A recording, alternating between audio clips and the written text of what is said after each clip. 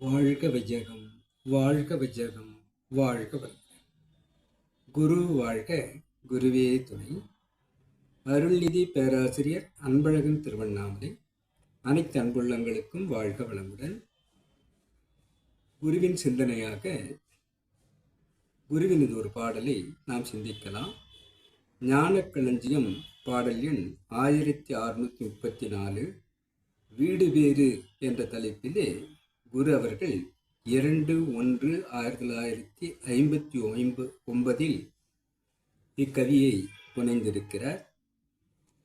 அன்பு, இரக்கம், தொண்டு, தவம், ஈகை, இன்சொல் ஆன்மீக நெறியாகும். போற்றி காக்க துன்பங்கள் குறைந்து வரும், மேலும் தெய்வ துணை கிட்டும் வாழ்வில் புகழ் நிறைவு ஓங்கும். நன்முறையில் தனிமனிதன் வாழக் கற்றால் நாட்டினிலும் வீட்டினிலும் அமைதி ஓங்கும். இன்பமயமே எங்கும் இந்த உண்மை, எளிதன்று கற்பதற்கும் வாழ்வதற்கும். வாழ்க வளமுடன். அன்பு, இரக்கம், தொண்டு, தவம்,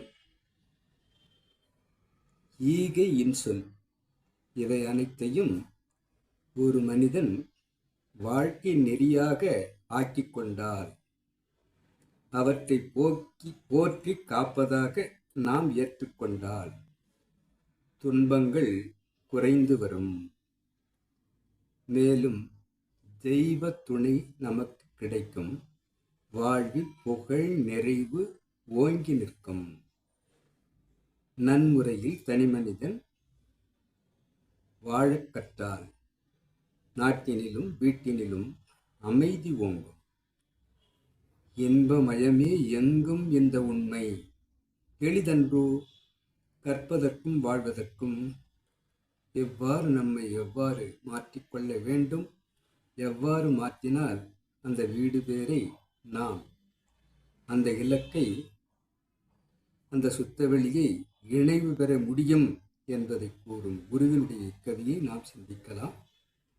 அன்பு இருக்க வேண்டும், இரக்கம் இருக்க வேண்டும், தொண்டு மனப்பான்மையில் இயங்க வேண்டும், தவம் செய்து இவற்றை நாம் பின்பற்ற வேண்டும், ஈகை, இன்சொல் என்று நம்மை மாற்றிக்கொண்டு அந்த ஆன்மீக நெறியை எப்போதும் ஒழுக்க நெறியாக போற்றி காத்து வந்தால் துன்பங்கள் குறைந்து வரும்.